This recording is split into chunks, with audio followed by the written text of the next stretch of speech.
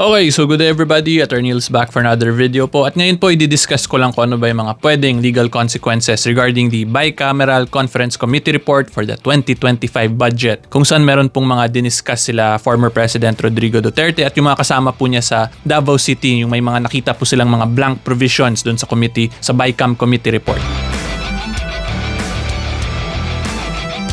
At para po mas klaro tayo, konting clarification lang po muna tayo because we will be basing our discussion from public records or from official documents. Hindi po tayo nakakuha ng actual certified true copy from the custodian of said records. Therefore, pwede pong masabi na galing sa hearsay or inadmissible evidence yung discussion natin. So, para na lang po for discussion and educational purposes, ang gagawin na lang po natin is mag-a-assume na lang po tayo ng set of facts para po mas klaro at mas maayos yung usapan natin. So, yung magiging hypothetical facts lang po natin today is meron pong isang bansa, tawagin na lang nating bansang P, at yung bansang P na yon, yung Congress po nila, both houses nila, which is House of Representatives at yung Senate, gumawa po ng Bicameral Conference Committee report, okay? Tas dun sa report na yon is meron pong mga provisions na iniwan nila in blank tapos pinirmahan po ng majority ng members of both houses. So ngayon, i-discuss ko po kung ano ba yung mga possible legal consequences kung i-apply natin yung batas natin dito sa Pinas dun sa ganong situation. And for further clarification lang po, I am not questioning Congressman Ungab's integrity as a person. Rather, ayoko lang po i-base yung discussions ko from sources na hindi galing dun sa source mismo, which is House of Representatives. Kasi pag ganun po kasi sa rules on evidence, that can be considered as what we call inadmissible. So yan po, gusto ko lang din klaruhin yan. So una-una pong violation na nakita ko dito is yung violation po sa rules mismo ng both houses by the House of Representatives at ng Senate. Because under the rules po nila, nakalagay po dyan is that they must provide a clear and detailed statement po of the amendments dun sa Bicameral Conference Committee report. Okay, so kaya ko po siya nasabing violation of their own rules because as mandated and directed by the rules, it must be a clear and definite statement po regarding the amendments. Okay? Ang nangyari po dun sa Bicameral Conference Committee report, wala pong clear and detailed statement or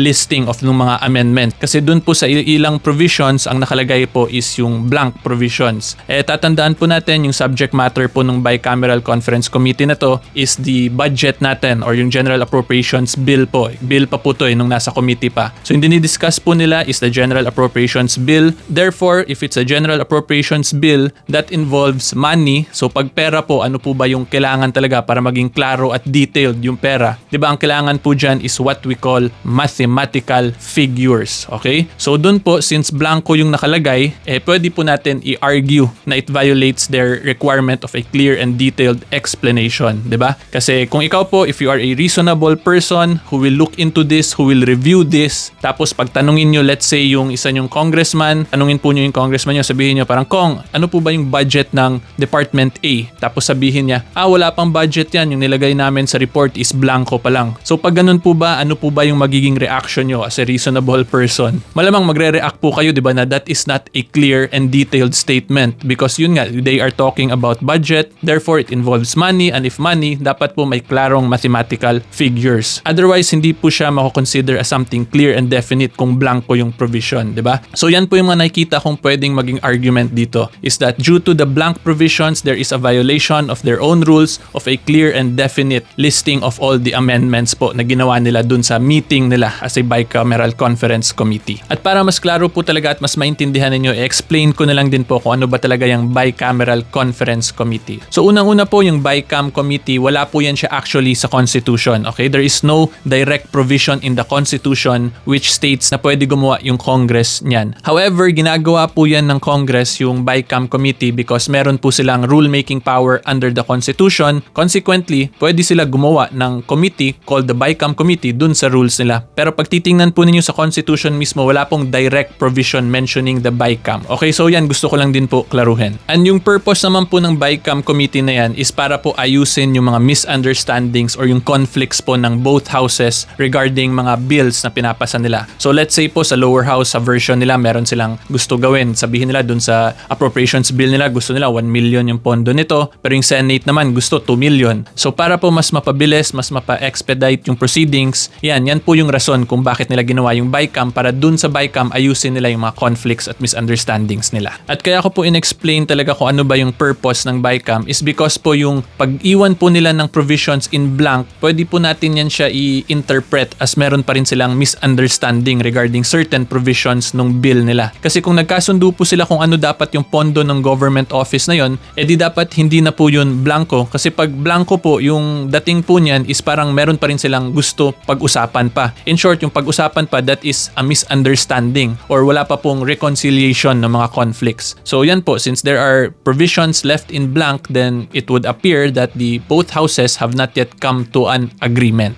And kung yung both houses po ay hindi para nagkaroon ng agreement as to the final version, edi ibig sabihin po niyan meron pang kailangan i-deliberate upon. At kung meron pang kailangan i-deliberate upon, then it should undergo more bicameral conference committee meetings or ulitin na lang yung process ng lawmaking as required by the Constitution. So dapat meron po ulit yung first reading, second reading, third reading, tapos i-transmit ulit ng House sa Senate. Tapos yun, yung sa Senate, magganon po ulit, first, second, third reading. Tapos kung hindi ulit magkasundo, may conflicts pa rin, dun mag-bicam ulit sila. Tapos dapat dun ayusin na talaga nila. Otherwise, the requirements under the Constitution regarding lawmaking should be strictly followed. Kasi tatandaan po natin, the provisions regarding lawmaking in the Constitution was created and provided by our framers, the framers of our Constitution, to serve as a guide po with regards lawmaking, the lawmaking process dito sa bansa natin. Okay, so before po tayo proceed guys sa last question natin, just a quick reminder lang po to everyone, kung nasa YouTube po kayo and you're enjoying my videos, huwag po kalimutan mag-subscribe. At kung nasa Facebook or TikTok po kayo, huwag niyo po kalimutan mag-follow. Ngayon punta na po tayo sa last question natin. And since it appears na yung BICAM report kung saan may mga blanko is yung BICAM na lang din mismo yung nag-ayos ng mga blanko na yun after nung meeting nila, then pwede po i-argue na there is a violation of the Constitution, specifically on the provisions regarding the lawmaking procedure po natin. Diba? Kasi like what I said, since meron pa silang misunderstanding dun sa BICAM, dapat nag-BICAM meeting po ulit sila or nag-undergo na lang sila ng completely new procedure para po at least ma-review ulit dun sa first, second, and third reading. Okay, so yan po yung two legal consequences na nakikita ko talaga. First is the violation of the internal rules of both houses, and second po, violation of the constitutional provision regarding the lawmaking process. So ngayon, for additional discussion na lang din po, i-discuss ko na lang din briefly kung ano nga ba ang